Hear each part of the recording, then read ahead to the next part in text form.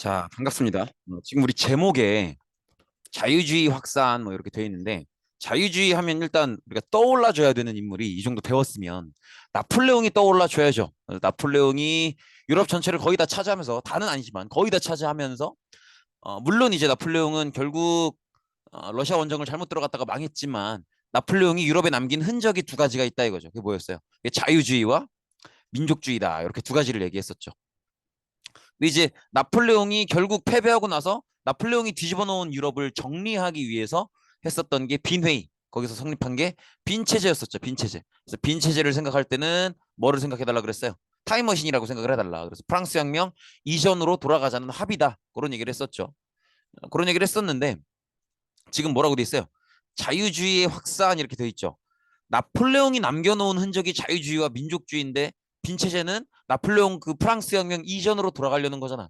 그러면 빈체제는 나폴레옹이 남겨놓은 이 자유주의와 민족주의를 탄압하려고 하겠죠. 나폴레옹이 마치 없었던 것처럼 하려고 하는 거니까 자유주의와 민족주의를 탄압하려고 한단 말이에요. 그런데 자유주의가 확산되고 있대요. 그 얘기는 빈체제가 뜻대로 안 될 거다 이 얘기를 하는 거죠. 그럼 천천히 보도록 하죠. 나폴레옹 전쟁을 거치면서 프랑스 혁명의 이념인 자유평등이 주변 국가에 확산되었다. 이런 얘기가 나오는데 여러분들이 저 문장을 보셨으면 프랑스 혁명의 이념인 자유평등 요 위에 뭐가 생각나야 돼요? 이게 지금 주변 국가로 확산이 됐다며. 요게. 그죠? 그러면 나폴레옹 덕분에 프랑스 혁명의 이념, 자유와 평등 이런 것들이 주변 국가에 확산이 됐다는 건데 나폴레옹의 뭐 때문에?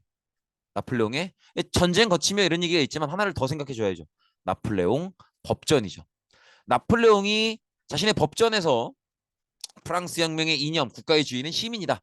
요 가치를 인정했기 때문에 그리고 이 법전이 나폴레옹이 지배하고 차지하는 모든 지역에 적용이 됐기 때문에 프랑스 혁명이 퍼져나갔다. 그렇게 보시면 되겠죠.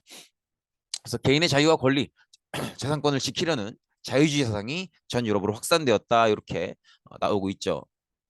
근데 이 자유주의 사상이라고 하는 게 이제 자유라는 말이 붙어 있으니까 기본적으로는 아마 그렇게 생각이 드실 거예요. 좀 더 자유롭기 위한 뭐 좀 더 근데 그렇게 생각하면 좀 더 자유롭기 위한 그럼 더 멋대로 하려는 건가? 자기 마음대로 하겠다는 건가? 뭐 그렇게 생각하실 수 있는데 여기서 말하는 자유주의를 그런 식으로 받아들이시면 안 돼요. 사실은 저도 오랫동안 그렇게 생각을 해서 되게 고생을 많이 했었는데 여기서 말하는 자유는 뭘 얘기하는 거냐면 사람이 물론 자유롭게 살아야겠지만 사람이 반드시 지켜야 될 것들이 있죠.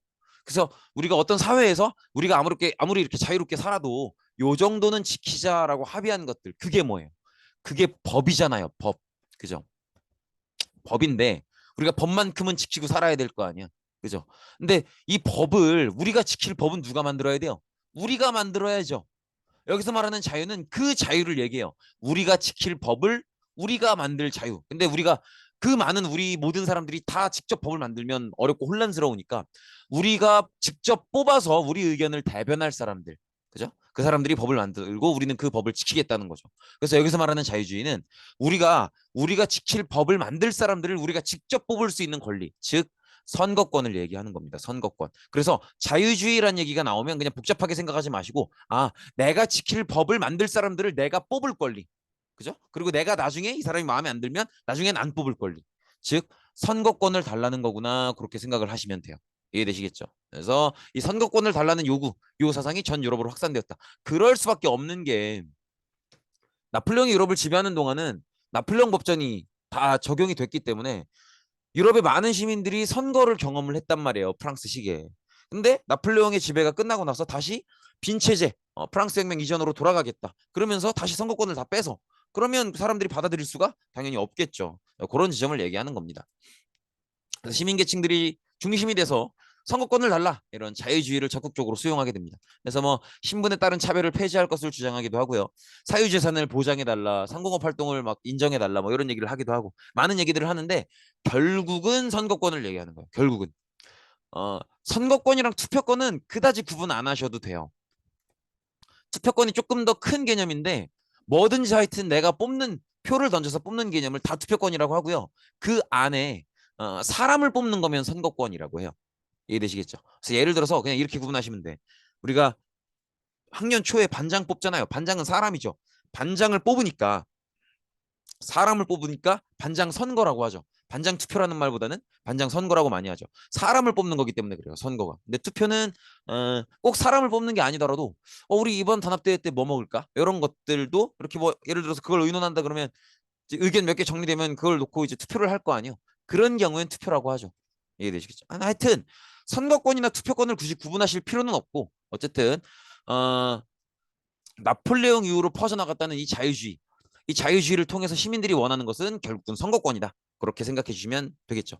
근데 빈 체제는 프랑스 혁명 이전으로 돌아가려고 하는 거니까 이런 자유주의의 확산을 막으려고 하겠죠.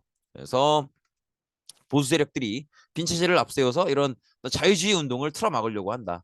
시민 계층은 이 자유주의를 지키기 위해서 빈 체제에 저항한다는 거죠. 그래서 자유주의, 즉 선거권을 지키려고 하는 시민들, 자유주의, 즉 선거권을 지키려고 하는 시민들이 이걸 탄압하려고 하는 빈 체제에 맞서서 저항한다는 거죠. 그래서 이 둘이 이런 식으로 싸우는 그런 모습을 볼 수 있는 거죠. 이렇게 정리해 주시면 되겠죠.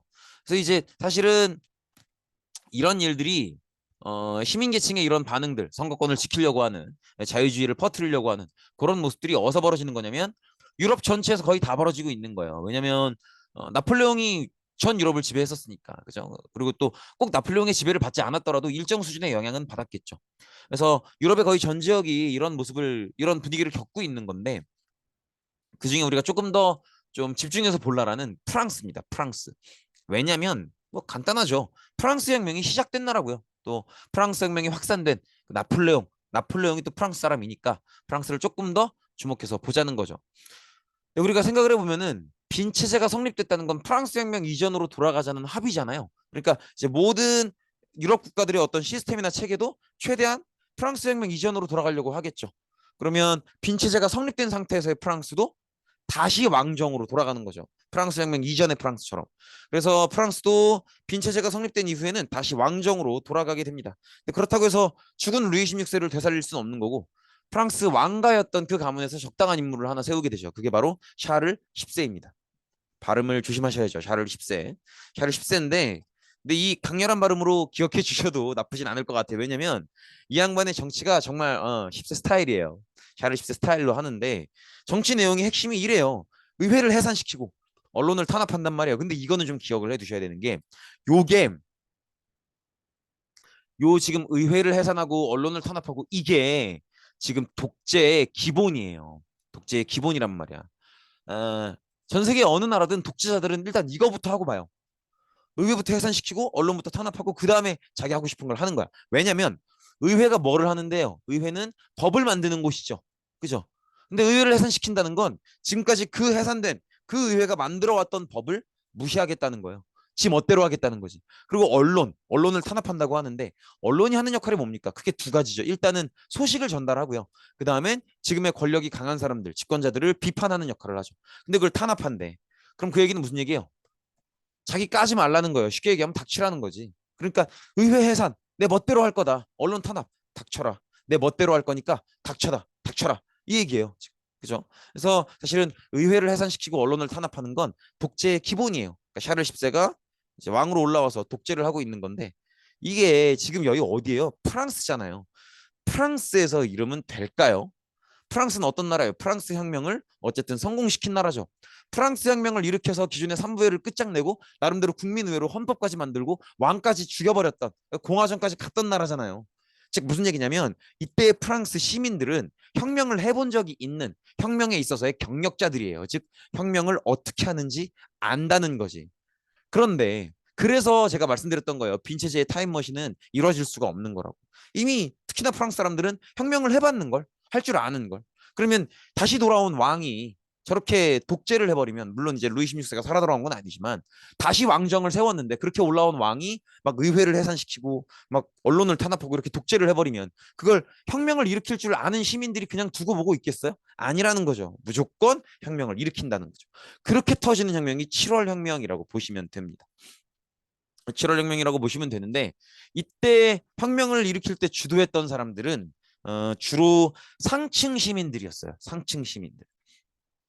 그래서 주로 상층 시민들이었기 때문에 너무 급격하게 가지 않고 적당한 수준으로 갑니다. 그래서 왕이었던 샤를 10세는 추방하지만 왕의 자리는 그대로 유지해요. 그리고 다른 사람을 왕으로 올리죠. 상층 시민들이 좀 이렇게 뭔가 대화가 될 수 있을 만한, 그동안 시민 세력과 친했었던 그런 왕을 새로 올립니다.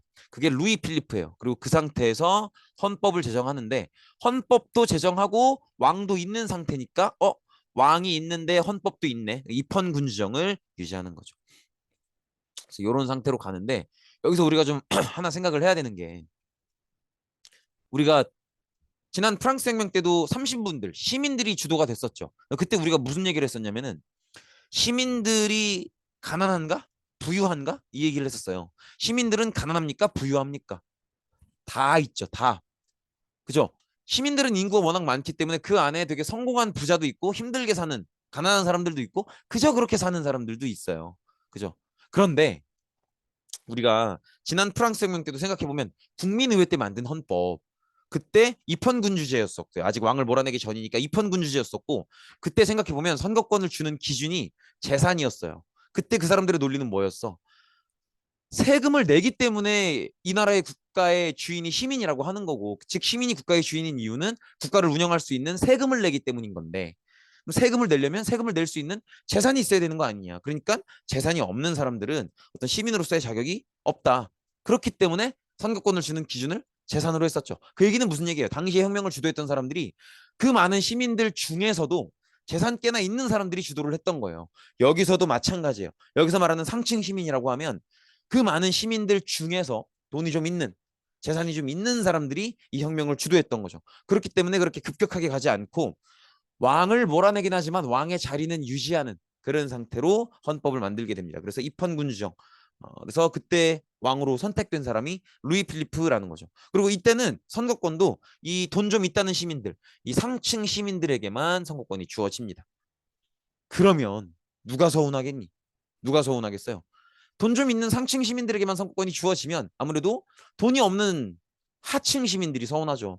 진짜 서운한 거인 게, 의회를 열면 하층 시민들이 선거권이 없기 때문에 하층 시민들을 대변해 줄 만한 사람이 없어요. 그게 이제 사람 힘들게 하는 거죠. 그래서 그런 모습을 볼 수 있는데, 그러면 만약에 이 상태에서 프랑스에서 만약에 혁명이 한 번 더 벌어진다면 그럼 누가 주도하겠어요? 그 혁명은, 한 번 더 벌어지는 혁명은 아마도 하층 시민들, 좀 힘든 분들이 일으키지 않을까, 주도하지 않을까, 그런 생각이 들죠. 요 분이 루이 필리프 왕입니다. 당시에 시민들과 친한 걸로 유명했었던. 그리고 우리가 예상했던 것처럼 결국 혁명이 한 번 더 벌어지게 돼요. 그걸 2월 혁명이라고 하는데, 요 그림은 우리가 프랑스 혁명 전체 표지로 봤었던 그림이죠. 근데 이 그림은 원래는 7월 혁명을 그렸던 그림이에요. 근데 이제 그림이 워낙 이제 인기가 많고 퀄리티가 높다 보니까 프랑스 혁명 전체를 상징하는 그림처럼 된 거죠. 아무튼 그렇고요. 7월 혁명 이후에 상층 시민들을 중심으로 왕 샤를 10세는 몰아냈지만 왕의 자리는 유지하면서 새로운 왕 루이 필리프를 올리고, 그리고 왕이 있는 상태에서 헌법을 만들었던 입헌군주정의 7월 혁명이 끝나고 나서요.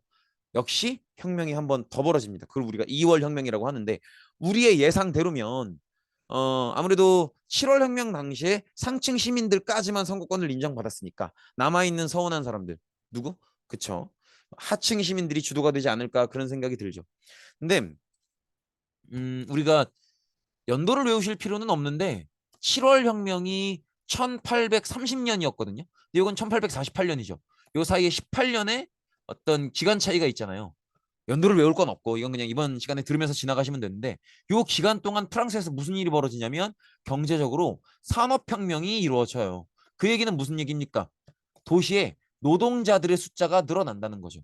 그래서 2월 혁명도 노동자들이 주도하게 됩니다. 그래서 시민, 특히나 노동자들이 그 숫자가 늘어나게 되면서, 노동자들이, 왜냐면 이 노동자들은 상층 시민이 아니기 때문에 선거권이 없어요. 그러니까 의회를 열어도 노동자들의 의견을 대변할 만한 노동자들이 뽑은 사람이 의회에 없는 거지. 그래서 이런 것들을 서운하게 여겨서 이제 노동자들이 우리에게도 투표권을 달라, 이런 요구를 하는 거죠.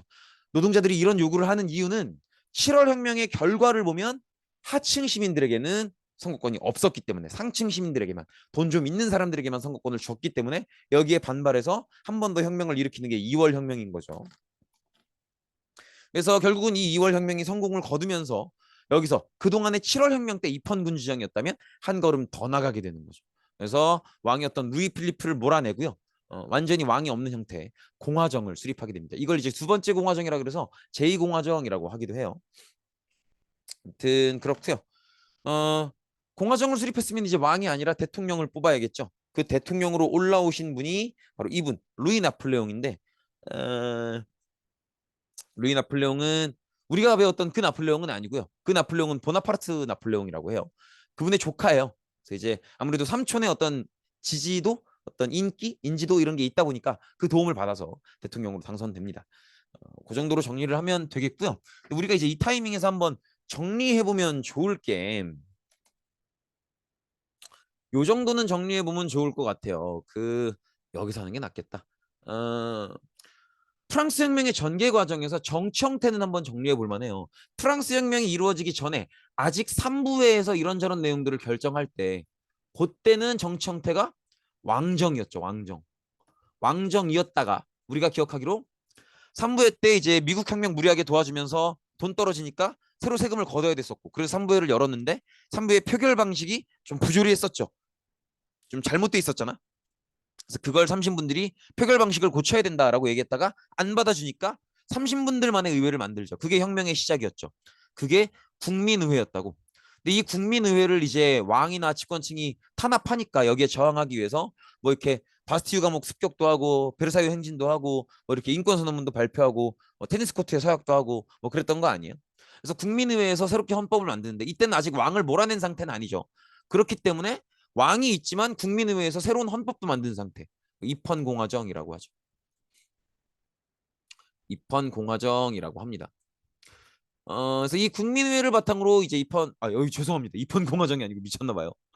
입헌공화정이 아니고 당황하셨죠? 입헌공화정이 아니고 입헌군주정이라고 하죠. 미쳤나 봐. 그래서 무슨 생각을 하고 있길래. 입헌군주정이라고 하는데 요때 이제 국민의회를 바탕으로 입헌군주정의 헌법이 마련되고 그걸 바탕으로 입법의회를 새롭게 만들어서 법률들을 막 만들죠. 근데 그때 헌법상으로는 법률을 새롭게 만들면 그걸 왕이 결재를 해줘야 됐었는데 허락을 해줬어야 됐는데 왕이었던 루이 16세가 입법부에서 만드는 법률들을 거의 허락하지 않죠. 그렇다 보니까 이제 혁명 세력이 왕 필요 없다 이렇게 느끼면서 새로운 국민공회를 만들고 왕을 몰아내고 죽여버리죠. 그래서 국민공회, 공화정의 국민공회를 만들고요. 이때는 왕을 몰아내고 아예 왕이라는 자리를 없애버렸으니까 공화정이 되는 거죠. 그리고 이 국민공회의 리더가 로베스피에르였죠. 그래서 로베스피에르였었고요. 이 로베스피에르는 당시에 이 프랑스 혁명을 막으려고 하는 주변 나라와 전쟁을 치르죠. 이 전쟁에 대응을 했다 보니까 징병제도 하고 또 혁명파를 중심으로 국가를 통합하려다 보니까 혁명파에 반대하는 사람들을 막 죽여버리는 그런 공안위원회 중심의 공포정치도 하고. 근데 이제 막 징병제에서 막 억지로 사람들 군대로 끌어모으고 뭐 이렇게 막 공안위원회를 통해서 공포 정치를 하고 이러다 보니까 사람들한테 인기가 없죠. 그래서 결국은 테르미도르 반동을 겪으면서 결국 끌어내려서 죽임을 당하게 되죠. 근데 막상 로베스피에르를 죽이고 나니까 뭐가 없어요? 리더가 없죠. 리더가 없으면서 이 리더, 또 로베스피에르만한 리더를 찾지 못했기 때문에 5명의 총재가 공동으로 운영하는 총재 정부가 운영되게 되죠. 근데 이 총재 정부 요때까지도 아직 공화정인 거예요. 근데 총재 정부가 전쟁을 잘 대응을 못했기 때문에 등장했던 영웅이 나폴레옹이죠. 그래서 나폴레옹이 이제 집권을 하게 되죠. 그때까지만 해도 공화정이었죠. 나폴레옹이 통령으로 집권할 때까지만 해도. 근데 나폴레옹이 인기가 너무 많았기 때문에 국민들에게 허락을 구해서 이때 이제 뭐 그런 거 하는 거 아니에요. 나폴레옹 법전 만들고 국민교육 실시하고. 근데 이제 국민들한테 인기가 너무 많았기 때문에 국민들에게 허락을 구해서 나는 황제다라고 하면서 재정으로 진입을 하죠. 근데 나폴레옹이 처음에는 영국에 들어가 봤다가 영국 섬나라니까 깨지고 대륙봉 세력 내렸다가 그거 안 지키는 러시아 공격하러 들어갔다가 이 공격이 잘못되면서 완전히 무너지게 되죠. 그래서 나폴레옹이 무너지게 되고 그 뒤에 나폴레옹이 다 뒤집어 놓은 유럽을 정리하기 위해서 만든 게 빈체제였죠. 빈체제는 프랑스 혁명 이전으로 돌아갑시다 그거니까. 그러면 요 시점 이전으로 돌아가자는 거잖아. 그러니까 정치 형태도 다시 왕정으로 돌아오죠. 왕정으로 돌아와서 어 그렇게 올라온 왕이 샤를 10세였죠. 샤를 10세가 너무 이제 심한 독재, 막 언론 탄압, 의회 해산 이런 것들을 하게 되면서 다시 혁명이 벌어지죠. 그게 7월 혁명인데 이때 혁명은 상층 시민들, 돈 좀 있는 시민들이 주도했다. 그렇기 때문에 그 돈 좀 있는 시민들이 볼 때는 바로 공화정으로 가는 건 위험하다고 본 거예요. 순서대로 가야지. 그래서 샤를 10세는 몰아내지만 왕이라는 자리는 없애지 않고 상층 시민들과 친했던 루이 필리프라는 새로운 왕을 올리게 되죠. 그래서 그걸 바탕으로 새로운 헌법을 만들게 되는데 그 헌법을 만들었던 그때 정치 형태가 입헌 군주정이죠. 그렇죠. 근데 요때 이 7월의 왕정이 상층 시민들에게만 투표권을 주고 좀 가진 게 없는 하층 시민들에게는 투표권을 안 주죠. 그렇기 때문에 시간이 많이 흐르고 나서 2월 혁명 때 하층 시민들을 중심으로 다시 한번 혁명이 벌어지죠. 그때는 아예 왕의 자리를 없애는 걸로 하죠. 그래서 이때는 공화정으로 간다는 거죠. 요렇게 놓고 보면 어, 프랑스 혁명이 시작되기 전부터 국민공예까지 그다음에 다시 과거로 돌아간 빈 체제부터 2월 혁명까지 정치 형태의 순서가 반복되고 있죠. 왕정, 입헌군주정, 공화정. 그다음에 다시 왕정, 입헌군주정, 공화정. 이렇게 반복되고 있다는 건 챙겨 두셔야 돼요. 이 정도는 챙겨 두셔야 되고요. 그리고 그런 것도 볼 수 있어요. 국민의회 때도 세금을 낼 재산이 있어야 선거권을 받을 수 있다라는 생각이었기 때문에 재산을 기준으로 선거권을 줬죠. 그리고 요 7월 혁명 때도 상층 시민들이 주도했기 때문에 상층 시민이라고 불릴 만한 재산이 있어야 선거권을 줬단 말이에요. 그러니까 이제 상층 시민들만 선거권을 받죠. 또 그런 공통점이 있기도 하다는 거 정도는 챙겨가 주시면 좋을 것 같습니다. 그래서 프랑스 혁명을 이렇게 쭉 살펴봤는데 이렇게 쭉 프랑스 혁명을 여기서 이걸 보면서 또 얘기하는 건 조금 너무 그런 것 같아. 너무 얘기를 많이 했으니까. 그래도 뭐 쭉 보시면 기억이 나실 거예요. 원래 이제 그 1, 2신분들, 1, 2, 3신분 기억나? 1신분 성직자, 2신분 귀족, 걔들은 이제 인구도 얼마 안 되면서 세금도 안 내는 특권층이었죠. 3신분들은 인구의 대부분인데 세금을 내고 정치에는 거의 참여하지 못한다. 그런 구제도의 모순, 그리고 미국 혁명에 대한 무리한 지원.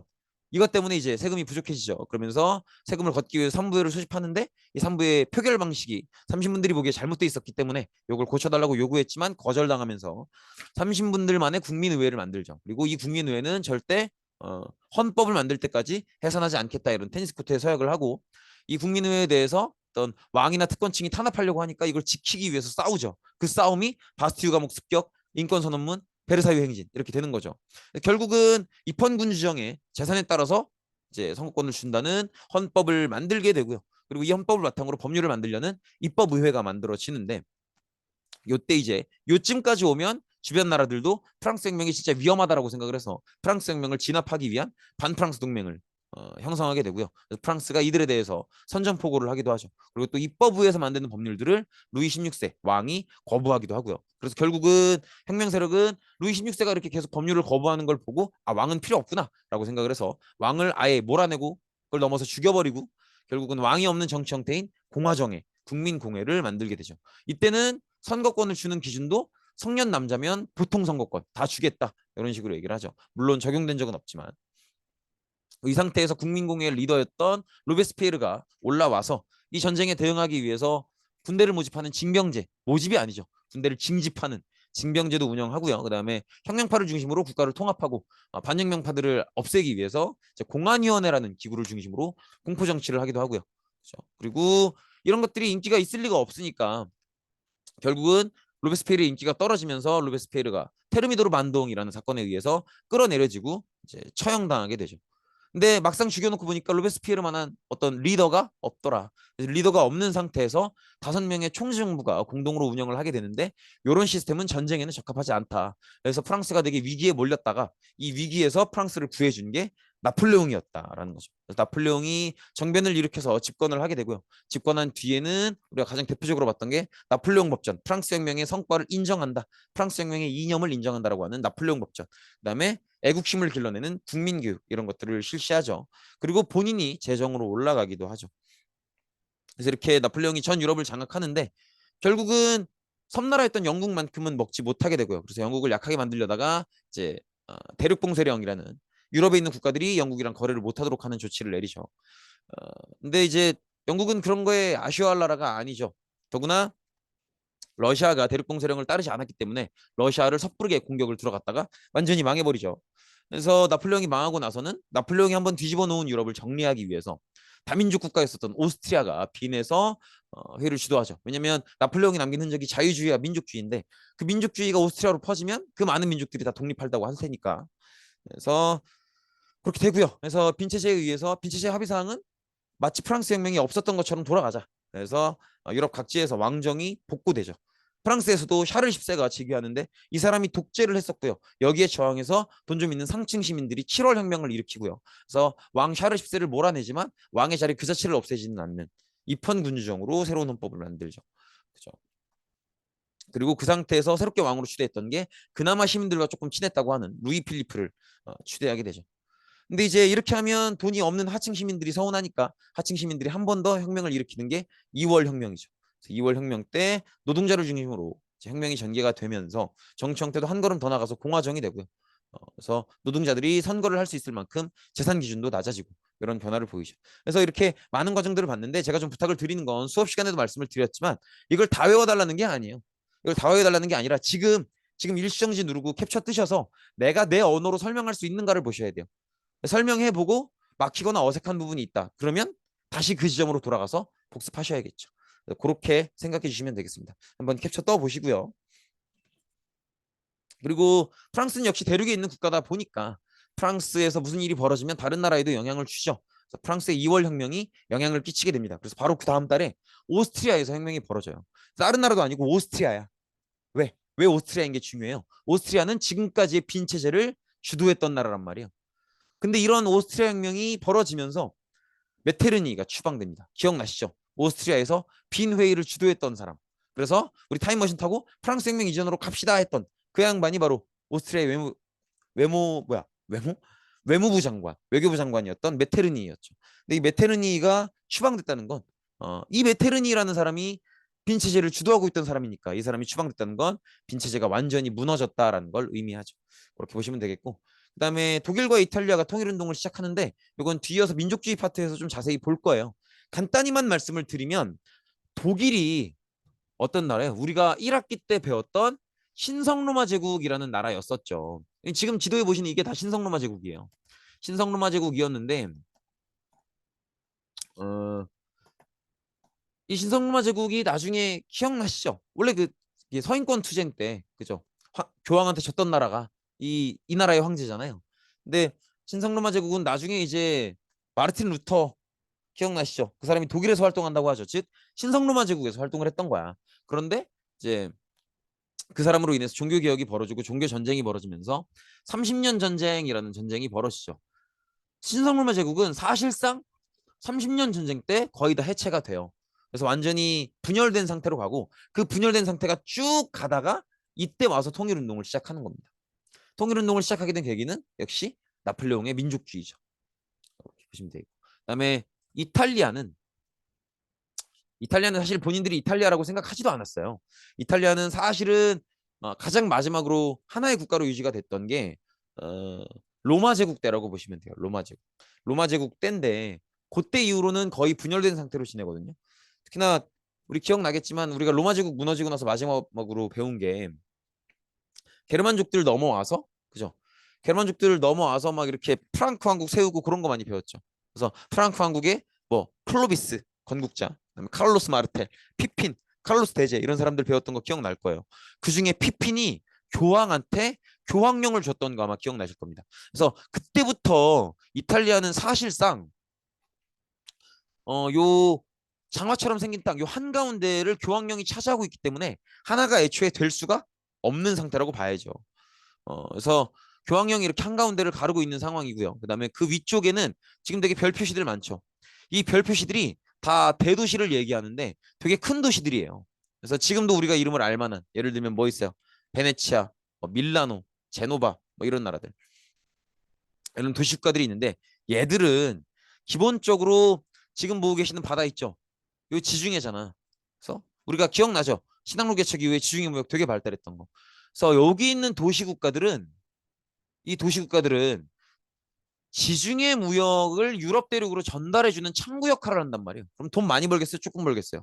엄청 벌어요. 지중해 무역에서 싸게 사서 유럽으로 보내는 거니까. 그래서 이 나라들은 이렇게 돈을 많이 벌면서 사실은 굳이 서로 합쳐야겠다는 생각을 그동안은 안 해왔어요. 내가 돈 잘 벌고 있는데 뭘 합쳐? 이렇게 생각하는 거죠. 그렇게 생각을 했었다가 나폴레옹에 의해서 나폴레옹에 저항하는 과정에서 민족주의 바람이 불면서 이제 우리가 알고 보니까 하나의 민족이네. 우리가 통일을 노력할 필요가 있지 않을까? 이런 생각을 하게 되는 거죠. 그래서 독일이 통일을 위해서 노력하는 것도 그리고 이탈리아가 통일을 위해서 노력하는 것도 요 시대의 노력은 어떤 나폴레옹으로 인한 민족주의 확산의 원인이 있다. 나폴레옹이 민족주의를 확산시키면서 이렇게 분열되어 있던 나라들도 통일하려고 하는 거다. 그렇게 생각해 주시면 될 것 같아요. 그래서 이렇게 보시면 되겠고. 그다음에 이제 영국 얘기인데요. 영국은 조금 특이한 게 영국은 이미 혁명이 두 개나 벌어졌었죠. 청교도 혁명이 벌어졌었고요. 그다음에 명예혁명이 벌어졌었어요. 근데 둘이 목적은 다르죠. 청교도 혁명은 뭘 위한 거예요? 내가 지금 청교도를 믿는데 내가 청교도를 자유롭게 믿게 해달라라고 종교적 자유를 요구했던 그런 운동이었죠. 그래서 청교도 혁명의 목적은 사실은 뭐에 있어요? 청교도 혁명의 목적은 내가 청교도를 자유롭게 믿게 해달라고 하는 종교적 자유에 있어요.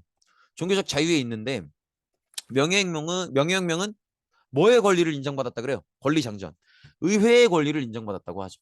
의회의 권리를 인정받았다고 하는데 어, 이렇게 하니까 중국 나라 써는 것 같다. 청나라 명나라. 그게 아니죠. 청교도 혁명, 명예혁명이죠. 근데 여기서 우리가 이 영국의 혁명 과정에서 구체적으로 얘기하지 않은 게 있어요. 그게 뭐냐면 선거권이에요. 선거권. 선거권을 누구에게까지 줄 것인가를 얘기를 했었어야죠. 그렇죠? 그래서 요거에 대한 과정을 보자는 건데 일단 영국은 기본적으로 혁명은 2단계에서 끝나요. 명예혁명을 끝으로 의회가 충분히 발달을 해 있는 상태이기 때문에 영국은 더 이상 혁명은 없어요. 혁명은 없는데 그래도 아직 선거권에 대한 불만이 있는 거잖아요. 그러면 혁명이 아니면 개혁으로 가는 거죠. 개혁. 혁명과 개혁의 차이가 뭘까요? 혁명과 개혁의 차이는 기존의 정부를 무너뜨리고 새로운 정부의 대안을 세우면 혁명이에요. 근데 개혁은 기존의 정부를 유지하면서 기존의 정부한테 이렇게 이렇게 하면 좋을 것 같습니다라고 계속 이제 제안을 해서 고치도록 만드는 게 개혁입니다. 즉 영국은 선거권이 확대되는 모습을 보여주지만 그 과정에서 정부를 끌어내리는 혁명은 없다는 거예요. 그런 혁명은 없고 의회 정치가 이미 발달해 있기 때문에 의회에서 민중들의 요구를 들어주면서 하나하나 선거권을 넓혀나가는 과정을 직접 고쳐나간다는 거죠. 이렇게 봐주시면 되겠다. 그래서 의회를 중심으로 이런저런 개혁들을 하면서 자유주의, 즉 자유주의가 발전한다. 즉 선거권을 더 넓은 사람들에게 주기 시작한다. 이런 모습으로 보시면 되겠죠. 그래서 그 첫 번째 1차 선거법 개정을 보면 사실은 1차 선거법 개정이 적용되기 전에는 여기도 세금을 내야 선거권이 있다고 보기 때문에 재산 기준으로 해요. 재산 기준으로 하는데 요 1차 선거법 개정이 있기 전엔 재산 기준이 토지야, 토지. 그래서 보통은 딱 많은 귀족들이 이렇게 선거권을 가져가게 됩니다. 근데 이러면 그 전에는 이렇게 해도 됐었어. 왜냐면 산업혁명 이전에는 다 농사 지으니까. 그러니까 딱 많은 사람을 땅을 재산의 기준으로 삼아서 이렇게 줘도 됐었지. 근데 영국에서 경제적으로 어떤 혁명이 불어요? 영국은 산업혁명을 성공시킨 나라죠. 그죠? 산업혁명을 성공시키면 새로운 형태의 부자들이 생긴단 말이에요. 나는 땅은 별로 없지만 내가 갖고 있는 공장을 통해서 어마어마하게 많은 돈을 벌었어라고 하는 자본가들이 생기죠. 그럼 이 자본가들도 충분히 세금을 낼 만큼의 재산이 있다라고 생각을 하니까 나에게도 선거권을 달라 이렇게 얘기할 수 있겠죠. 그래서 그들 땅이 많은 귀족이 아니라 공장을 운영해서 돈을 많이 번 그래서 현금이 많은 그런 사람들 즉 자본가들의 선거권까지도 인정해 주는 게 1차 선거법 개정의 핵심 내용입니다. 그렇고요. 근데 여기선 하나가 더 있어요. 자본가들, 토지는 많이 없지만 현금이 많은 이 자본가들의 선거권을 부여한다는 거. 이게 가장 중요한 내용이고요. 그 다음에 두 번째로 나오는 게 이 부패 선거구 폐지죠. 부패 선거구 폐지라는 건 뭐냐면 이런 거예요. 예를 들어서 산업혁명 이전에 A라는 동네가 있었어. A라는 동네가 있고 그 다음에 B라는 동네가 있어요. 근데 이 두 동네 다 인구가 비슷해서 둘 다 한 10만씩 살아요. 한 10만씩 살고 선거를 할 때 이 동네에서도 한 명을 당선시키고요. 이 동네에서도 한 명을 당선시켜요. 이러면 문제 없죠. 그런데 산업혁명의 바람이 부는 거야. 제가 산업혁명 뭐만 떠올려 달라 그랬어요? 공장만 떠올려 달라 그랬죠. 공장이 여기저기 막 세워지는데 공장도 아무 데나 세워지는 게 아니죠. 어떤 데 세워져요? 교통도 편하고 자원을 받아들이기도 좋고 이런 데 세워지잖아요. 그러다 보니까 공장이 막 다 세워지는 게 아니고 A 지역에만 공장이 막 생겼어요. 그러면 인구의 흐름이 어떻게 되겠어? A가 주변 인구를 빨아들이겠죠. 그래서 B의 인구들도 다 A로 가는 거야. 그래서 A는 인구가 엄청 늘었어요. 그래서 인구가 막 무슨 막 한 20만 넘어요. 막 2배 이상 올랐어. 그런데 B는 산업혁명 이후에도 공장이 안 생겼기 때문에 인구가 줄어든단 말이에요. 그래서 막 줄다가 막 거의 몇백 명대예요. 막 750명 막 이래.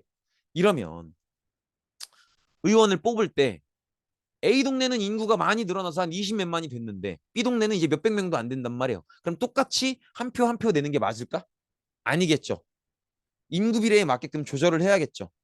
그래서 요런 선거구를 부패 선거구라고 해요. 왜 부패 선거구라고 하냐면 지금 나를 뽑아줄 전체 사람의 숫자가 적으면 선거권을 받은 사람, 즉 인구가 적으면 그 정도 인구는 내가 밥 한 끼 사드리고 내가 표를 받을 수도 있지 않을까? 그런 생각을 하고 또 그런 걸 행동으로 옮기는 사람들이 생각보다 많았던 거죠.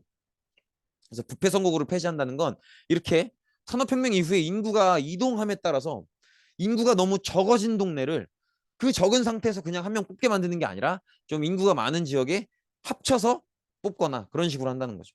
그래서 인구 비례에 맞는 선거가 이루어지도록 노력하는 게 부패 선거구 폐지라고 보시면 됩니다.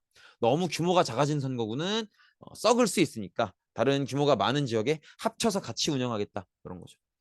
그래서 인구 비례 선거를 위한 게 바로 이 부패 선거구 폐지라고 보시면 되겠습니다.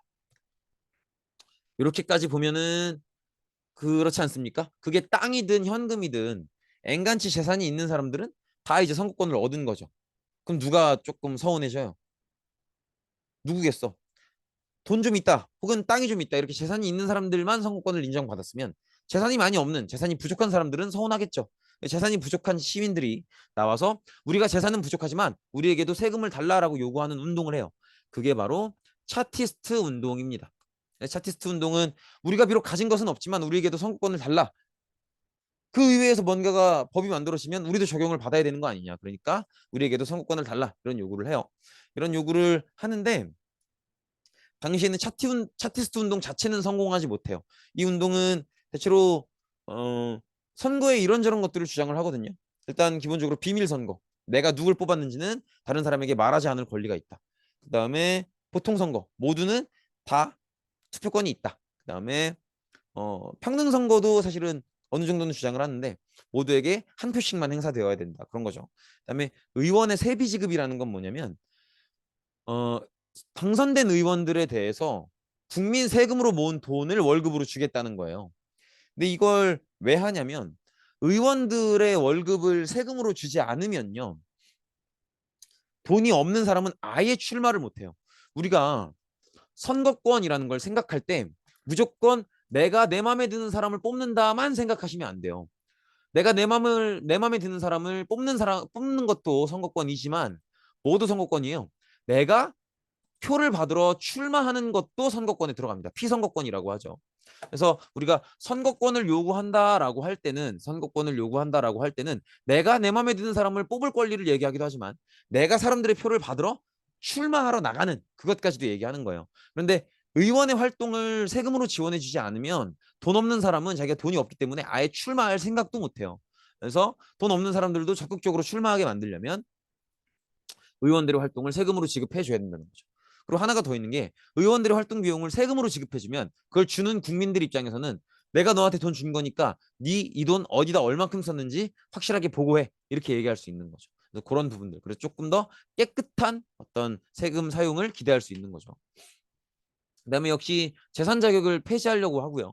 그다음에 아까 얘기했던 부패 선거 같은 걸 폐지해서 인구 비례 선거를 하려고 합니다.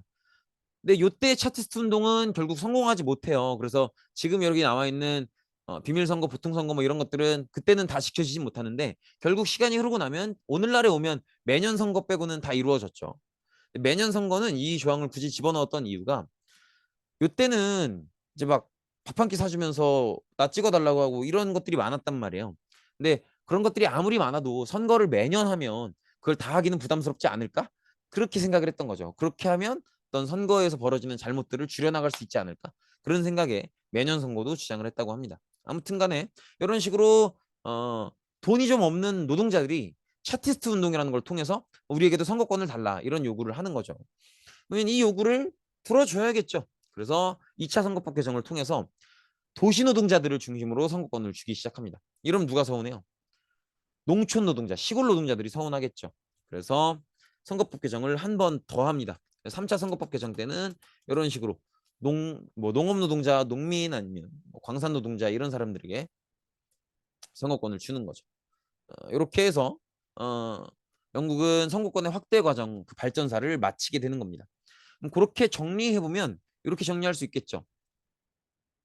어, 맨 처음에는 저기 뭐야 1차 선거법 개정 때는 뭐뭘 고쳤었어요? 일단은 저기 뭐야 자본가들도 선거권을 주겠다 이런 얘기를 했었고 그 다음에 부패 선거구를 폐지하겠다. 그래서 인구 비례에 맞는 선거를 하겠다. 이런 걸 계획했던 게 1차 선거권 운동이었고요. 여기에 반발해서 돈이 많이 없는 하층 시민들이 뭘 일으키는 거예요? 차티스트 운동을 일으키죠. 차티스트 운동. 차티스트 운동을 일으키고요. 이때 요구했던 것들이 다 받아들여지진 않지만 그래도 되게 가진 게 없는 돈이 없는 하층 시민들도 선거에 참여하기를 원하고 있구나라는 걸 받아들여서 2차 선거법 개정 때는 도시 노동자를 받아들이게 되고요. 3차 선거법 개정 때는 시골 노동자를 받아들이게 되죠. 이제 이런 식으로 점진적으로 발전해 나가는 그런 모습을 볼 수 있죠. 그리고 그 뒤에 영국은 그냥 잘 나갔다고 생각하시면 돼요. 그래서 이제 뭐 우리가 1차 뭐 차피스트 운동, 차티스트 운동, 그다음에 2차, 그다음에 3차 선거법 개정까지 영국에서는 계속 선거를 참여할 수 있는 사람들이 계속 늘어나죠. 1차 선거법 개정하고 나서는 자본가들, 그다음에 차티스트 운동 끝에 2차 선거법 개정에서는 도시 노동자들, 3차 선거법 개정에서는 시골 노동자들 이렇게 계속 늘어나기 때문에 이런 어떤 의회 정치도 많이 안정을 이룹니다. 안정을 이루면서 보수당과 자유당이 중심이 돼서 운영하는 그런 정당 정치가 안착이 돼요. 뭐당 이름을 외워달라는 건 아니에요. 아무튼 그렇다는 거고. 그다음에 산업자본주의가 고도로 발달했다 이 얘기는 영국 지금 산업혁명을 처음부터 시작해서 계속 발전시켜 오고 있잖아요. 그게 잘 되고 있다는 얘기예요. 쉽게 얘기하면 공장 잘 운영하고 있고 돈 잘 벌고 있다 그 얘기입니다. 그리고 식민지도 굉장히 많았었죠. 그래서 우리가 영국 하면 별명이 뭐예요? 해가 지지 않는 나라죠. 그래서 이렇게 보시면 이런 식으로 지금 빨갛게 진한 빨간색으로 칠해진 데가 다 영국의 식민지였던 적이 있는 나라들이죠. 물론 이제 눈치가 빠른 친구들은 여기는 미국이라서 독립한다는 걸 알겠지만 어쨌든 이렇게 보면 해가 지지 않는다고 말할 만하죠. 여기가 영국이면은 여기서가 해가 지면 여기서 뜰 거 아니야. 그죠? 또 여기서 해가 지면 뭐야 여기서 뜨고 지면 또 뜨고 뭐 지면 또 뜨고 지면 또 뜨고 요걸 계속 지구 한 바퀴 다 돌 때까지 반복할 수 있다는 거지. 왜? 식민지가 너무 많으니까. 그래서 이렇게 굉장히 강한 나라가 되었다라는 걸 볼 수 있죠. 네, 고생 많으셨습니다. 오늘 여기까지입니다.